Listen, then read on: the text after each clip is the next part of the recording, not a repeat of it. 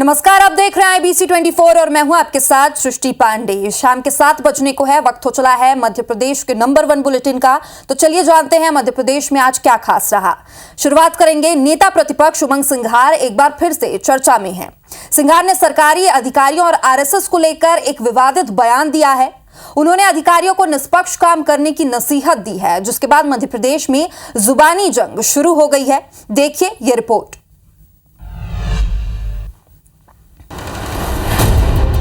जो अधिकारी है, जो भारतीय जनता पार्टी के हिसाब से काम करते हैं, उनको RSS की चड्डी पहनना चाहिए। मध्य प्रदेश के नेता प्रतिपक्ष के इस बयान ने ठंडे मौसम में प्रदेश की सियासी फिजा को गर्म कर दिया। दरअसल शनिवार को कटनी दौरे पर पहुंचे कांग्रेस नेता और MP विधानसभा में नेता प्रतिपक्ष उमंग सिंघार ने कुछ ऐसा कह दिया, जिससे प्रदेश के सियासी गलियारे में वार पलटवार का दौर शुरू हो गया। एक बार पहले आप सिंघार का पूरा बयान सुनिए। जो अधिकारी है, जो भारतीय जनता पार्टी के हिसाब से काम करते हैं, उनको RSS की चड्डी पहनना चाहिए। और मैं समझता हूँ कि अधिकारियों को निष्पक्ष होकर जनता के लिए काम करना चाहिए। जैसे उमंग सिंघार ने सरकारी अफसरों की निष्पक्षता पर सवाल उठाए, वैसे ही मानो बीजेपी को बैठे बैठाए कांग्रेस को घेरने का खुला मैदान मिल गया। हुआ भी कुछ ऐसा ही। मौका मिलते ही बीजेपी मैदान में आई और उमंग सिंघार के इस बयान को लेकर कांग्रेस को कटघरे में खड़े कर दिया। कपड़ा पहनने से RSS के स्वयंसेवक नहीं बनते हैं। उमंग सिंघार जी एक बार शाखा चले जाइए। राष्ट्रवादी स्वयंसेवक जहां तैयार होते, राष्ट्रवादी नागरिक जहां तैयार होते, वो RSS है। और अगर कोई अधिकारी, कोई कर्मचारी राष्ट्रवादी नागरिक के रूप में अपनी सेवाएं दे रहा है, तो कांग्रेस के पेट में मरोड़ क्यों उठ रही है? जिस तरह उमंग सिंघार ने अधिकारियों और सरकारी योजनाओं के लाभ को लेकर विवादित बयान दिए, उससे कुछ लाभ हो या ना हो, लेकिन कांग्रेस को घेरने का बीजेपी को मौका दे दिया। अब ऐसे में आने वाले दिनों में इस बयान की गूंज काफी दूर तक सुनाई देती नजर आ रही है। Bureau report, IBC 24।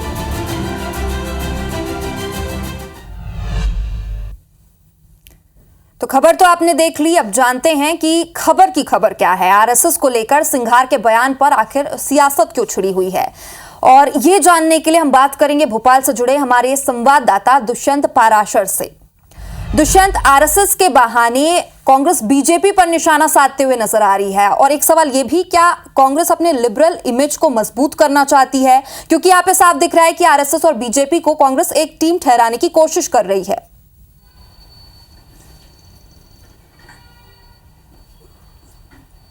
अब बिल्कुल सृष्टि, देखिए ये कोई पहला मौका नहीं है जब RSS के माध्यम से बीजेपी पर कांग्रेस ने निशाना साधा हो। इससे पहले भी कई सारे ऐसे मौके आए हैं जब RSS की शाखाओं पर सीधे तौर पर कांग्रेस ने सवाल खड़े किए हैं और सीधे तौर पर अधिकारियों पर दबाव बनाने का प्रयास भी किया गया है। क्योंकि चाहे हम 2023 से पहले की कांग्रेस की बात कर लें या फिर हम बात कर लें 2018 के विधानसभा चुनाव की, तो उस दौरान तमाम सारे ऐसे बयान कांग्रेस के वरिष्ठ नेताओं की तरफ से निकलकर सामने आए थे, जब अधिकारियों पर सीधे तौर पर दबाव बनाने के को लेकर कहीं ना कहीं RSS की शाखाओं में जाने को लेकर कई सारे सवाल खड़े किए गए थे।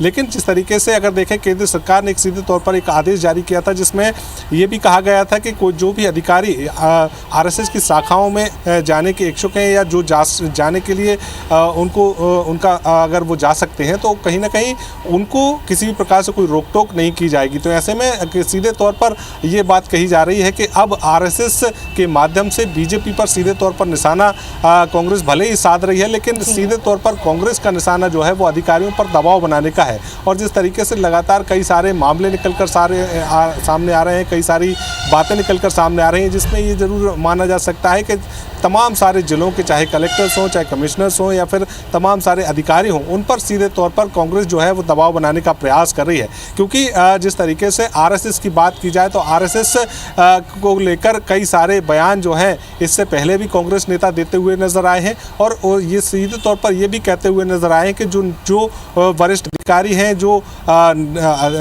सरकारी अधिकारी हैं, जो RSS की शाखाओं में जाते हैं, उनको सीधे तौर पर कांग्रेस ने कई बार हिदायत दी है। लेकिन कहीं ना कहीं जो लोग लगातार RSS से जुड़े रहे हैं या जो उनकी शाखाओं में जाते रहे हैं, वो उनके लिए खुली तौर पर आदेश जो है केंद्र सरकार ने जारी किया था, और जिसके बाद से ही लगातार जो अधिकारी RSS से जुड़ना पढ़ना चाहते हैं, आरएसएस की शाखाओं में जाकर कई सारे पाठ जो है वो पढ़ना चाहते हैं, तो उसको लेकर केंद्र सरकार के आदेश उनके लिए मील का पत्थर साबित हुआ है। ऐसे में अब अगर मध्य प्रदेश की बात की जाए तो मध्य प्रदेश में जिस तरीके की बयानबाजी का दौर वर्तमान में देखने को मिल रहा है, उससे भी यही कहा जा सकता है कि नेता प्रतिपक्ष उमंग सिंगार का सीधे तौर पर ब्यूरोक्रेसी पर दबाव बनाने का ये बयान है, क्योंकि आरएसएस की शाखाओं में आज पहला मौका नहीं है जब कोई अधिकारी या बिल्कुल दुष्यंत, तो इस बयान से ये समझा जा सकता है कि आरएसएस के जरिए अधिकारियों पर दबाव बनाने की कोशिश की जा रही है। फिलहाल बहुत बहुत शुक्रिया हमारे साथ जुड़ने के लिए।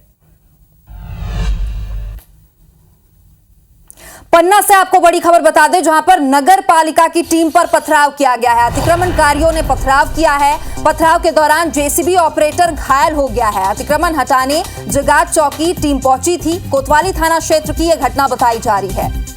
तो पन्ना से इस वक्त की बड़ी खबर है, नगर पालिका की टीम पर ही पथराव कर दिया गया है। अतिक्रमणकारियों ने पथराव किया। पथराव के दौरान जेसीबी ऑपरेटर घायल बताया जा रहा है। अतिक्रमण हटाने जगात चौकी टीम पहुंची हुई थी। कोतवाली थाना क्षेत्र की घटना है।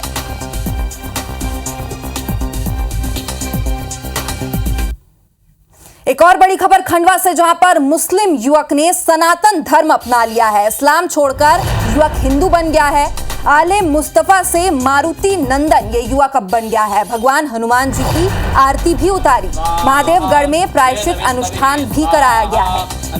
तो खंडवा में एक मुस्लिम युवक ने सनातन धर्म अपनाया है। आले मुस्तफा से अब युवक मारुति नंदन बन चुका है।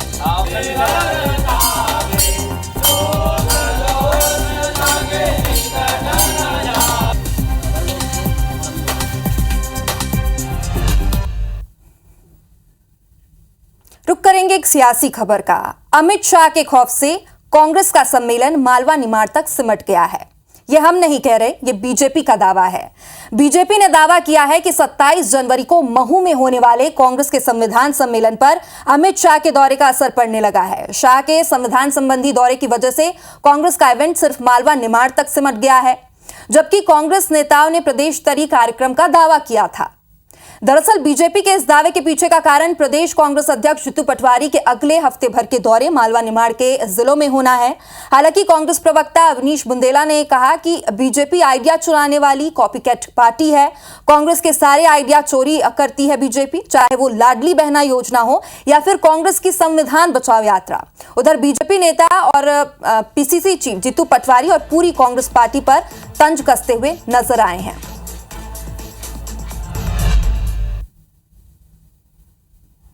कांग्रेस पार्टी की मध्य प्रदेश में जमीन खत्म हो गई है। ऐसे में बाबा साहब के नाम पर राजनीति करने के लिए प्रोपेगेंडा और इवेंट कर रहे हैं और इवेंट के लिए भीड़ नहीं जुट रही है। तो जीतू पटवारी प्रपंच करके मालवा निमाड़ में किसी तरह पैसे बांटकर और लालच देकर भीड़ जुटाने की कोशिश कर रहे हैं। कांग्रेस पार्टी के पाप नहीं धुल सकते हैं। बाबा साहब को अपमानित करने का काम और संविधान की धज्जियां उड़ाने का काम कांग्रेस ने किया है। हम संविधान की रक्षा के लिए ये कार्यक्रम कर रहे हैं। वो भारतीय जनता पार्टी एक इवेंट कर रही है, क्योंकि वो मैं कहूँगा इवेंट कंपनी तो है ही। अब तो लगता है इवेंट के अलावा वो मदारी आते ना खेल दिखाने वाले, डमरू बजा के बड़ा लगता है वैसी स्थिति आ गई भारतीय जनता पार्टी की कि यहाँ कोई करेगा, जबलपुर में कोई करेगा, ग्वालियर में कोई करेगा। तो बेसिकली कॉपी कैट पार्टी है। नीतियों में भी कॉपी कैट करती, बस नाम बदलती और कुछ नहीं। यहाँ भी वही कर रही है। यहाँ भी दलित आदिवासी की जो आवाज को हम उठा रहे थे उसको दबाने का कुचक्र कर रही है। और अब खबर ग्वालियर से, जहां पर पूर्व परिवहन आरक्षक सौरभ शर्मा की अनुकंपा नियुक्ति मामले में एक और शिकायत की गई है।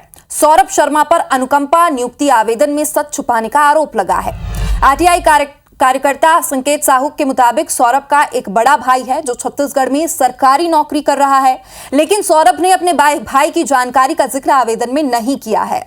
संकेत साहू ने इस आवेदन पर सौरभ और तत्कालीन सीएमएचओ समेत दूसरे लोगों पर केस दर्ज करने की मांग भी की है। तो आरटीआई एक्टिविस्ट ने आरोप लगाया है कि सौरभ का जो भाई है वो पहले से ही सरकारी नौकरी में था। सौरभ का बड़ा भाई होने की सौरभ ने जानकारी छुपाई और अनुकंपा नियुक्ति के तहत के दौरान ये जानकारी छुपाई गई है। तत्कालीन सीएमएचओ पर भी कार्रवाई की मांग की है।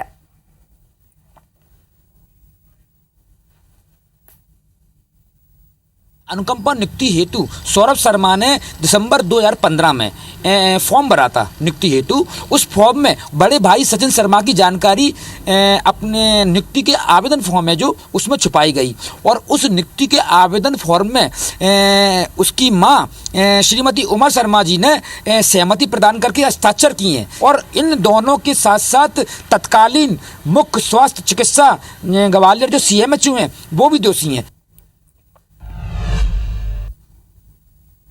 और इधर सौरभ शर्मा केस में कांग्रेस लगातार मध्य प्रदेश सरकार और बीजेपी नेताओं को घेरने में जुटी हुई है। पूर्व PCC चीफ अरुण यादव ने जहां एक्स पोस्ट पर सरकार पर निशाना साधा और 10 सवाल पूछे हैं, जिसमें सौरभ की नियुक्ति, सौरभ के केस में EOW से कैसे क्लीन चिट मिली है, जैसे कई सवाल दागे गए हैं।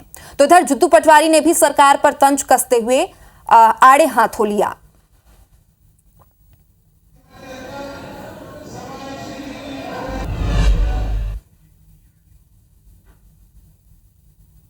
एक महीना हो गया जिस पर रेड डली ईडी की, फिर डली IT की, फिर डली लोकायुक्त की। एक आदमी भी गिरफ्तार नहीं हुआ, और वो व्यक्ति कहाँ है ये पता ही नहीं, सोना किसका था पता ही नहीं। एक मंत्री ने कहा है कि मैंने सौरभ शर्मा की चिट्ठी नहीं लिखी, सौरभ शर्मा की चिट्ठी नहीं लिखी, वो पब्लिक डोमेन में मैंने ट्वीट किया। मैं संन्यास ले लूंगा। मैं उनसे कहना चाहता हूँ इस्तीफा दें विधायक पद से।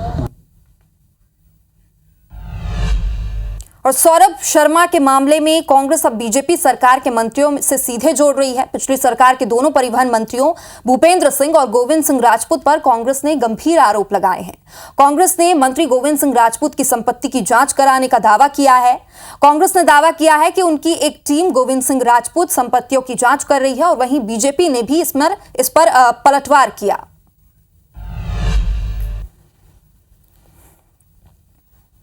देखिए, सागर की बात करूं तो सागर में 2 पूर्व परिवहन मंत्री निवास करते हैं। दोनों ने ही बड़ा बड़ा अपना साम्राज्य स्थापित किया और दोनों ने अकूत संपत्ति बनाई है। और ये हम कहते हैं कि सिर्फ जांच एजेंसियों की इन पर नजर नहीं है, कांग्रेस पार्टी के पास भी पर्याप्त जानकारी है। हमारी पूरी नजर है कि हाँ, ये कहाँ जमीन खरीद रहे हैं। अगर कांग्रेस के नेताओं के पास कोई प्रमाण है तो उन्हें लोकायुक्त, EOW और अन्य संस्थाओं को मैं एफिडेविट के देना चाहिए। लेकिन कांग्रेस के नेता कभी जांच एजेंसियों के पास नहीं जाते हैं, क्योंकि वहां उनकी कलई खुल जाएगी। ऐसे में केवल जनता में झूठ बोल के भ्रम फैला के राजनीति कर रहे हैं। सभी जानते हैं कांग्रेस के तथ्यों में कोई दम नहीं है।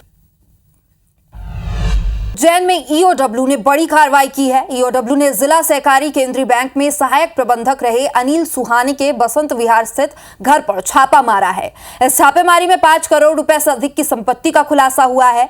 EOW की 30 सदस्यीय टीम ने इस कार्रवाई को अंजाम दिया, जिसमें 2 बड़े मकान, 2 दुकानें और 3 बैंक लॉकर की जानकारी मिली, और इसके अलावा टीम को 8 लाख रुपए कैश भी मिले हैं। EOW SP दिलीप सोनी ने बताया कि 1992 में 3,000 रुपए हर महीने की नौकरी पर लगे हुए सुहानी की अब तक की आय 70 लाख रुपए होनी चाहिए थी, लेकिन उनके पास करोड़ों की संपत्ति पाई गई है। इनकी काफ़ी कमर्शियल प्रॉपर्टीज़ और इनके जो रियल इस्टेट में जो इन्वेस्टमेंट है उसकी जानकारी मिली है, जो कि अभी कार्रवाई जारी है। उसके बाद हम जो भी स्थिति होगी उसके बाद ही स्पष्ट होगा। अभी 8 लाख रुपए समथिंग कुछ कैश मिला है और उसमें अभी तलाशी की कार्रवाई जारी है। खबर दमोह से है, जहां पर ईसाई मिशनरी की ओर से संचालित saint John's senior secondary school पर बड़ी कार्रवाई की गई। कलेक्टर ने स्कूल को निर्देश दिए हैं कि स्कूल अभिभावकों के 7.25 करोड़ रुपए लौटाए। कलेक्टर ने स्कूल प्रबंधन पर 2 लाख का जुर्माना भी लगाया है। पूरा मामला मनमानी फीस लेने का है। दरअसल पिछले 3 सालों से ली गई फीस को कलेक्टर ने अमान्य बताया और पिछले 6 महीने से अवैध फीस वसूली को लेकर जांच भी चल रही थी। अब कलेक्टर ने 1 महीने के अंदर फीस की राशि वापस करने के निर्देश दिए हैं।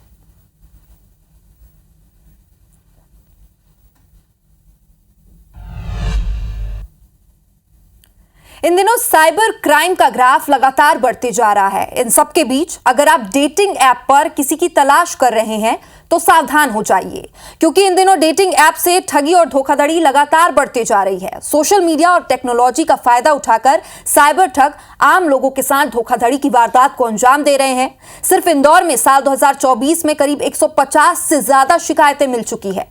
अब इसे लेकर इंदौर क्राइम ब्रांच ने एक एडवाइजरी भी जारी की है और ऐसी ऐप से सावधान रहने की अपील की है। साइबर फ्रॉड का अगर इस तरह का कोई एक्सटॉर्शन का मामला आता है, न्यूड वीडियो कॉल का मामला आता है, तो आप निसंकोच अपनी कंप्लेंट रजिस्टर कराएं 1930 पे कराएं, या फिर जो इंदौर का साइबर हेल्पलाइन नंबर है 7049124445 पे आप बिल्कुल कंप्लेंट कराएं। बिल्कुल ये ना सोचा कि आपकी शिकायत अगर कंप्लेंट होती है तो कहीं ना कहीं लीक हो जाएगी और पेपरों में आ जाएगी। हम प्राइवेसी का पूरा ख्याल रखेंगे। आपके साथ जो भी फ्रॉड होता है उसकी कंप्लेंट जरूर रजिस्टर कराएं।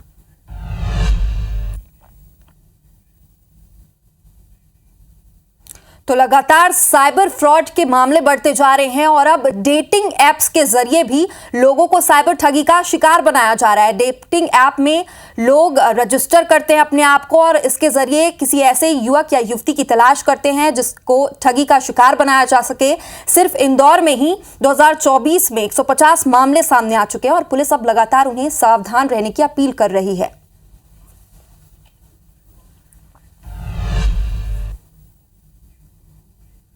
देखते हैं कुछ और खबरों को फटाफट अंदाज में।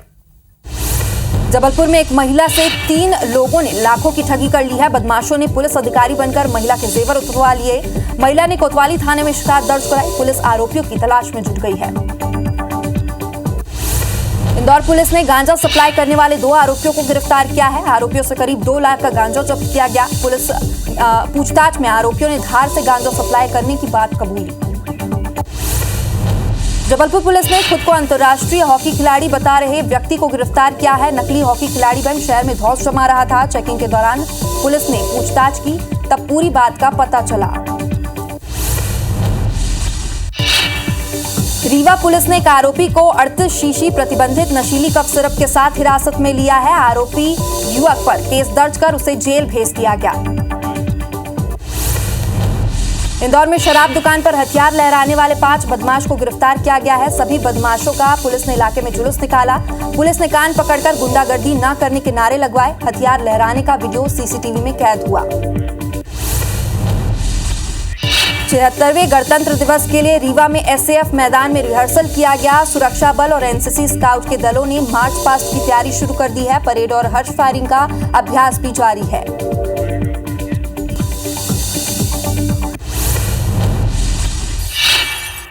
इंदौर से आपको बड़ी खबर बता दें, जहां पर मध्य प्रदेश लोक सेवा आयोग ने चयन सूची जारी कर दी है। राज्य सेवा परीक्षा 2022 की चयन सूची जारी कर दी गई है। 457 पदों के लिए आयोजित की गई ये भर्ती परीक्षा थी, जिसके बाद अब सूची जारी कर दी गई है।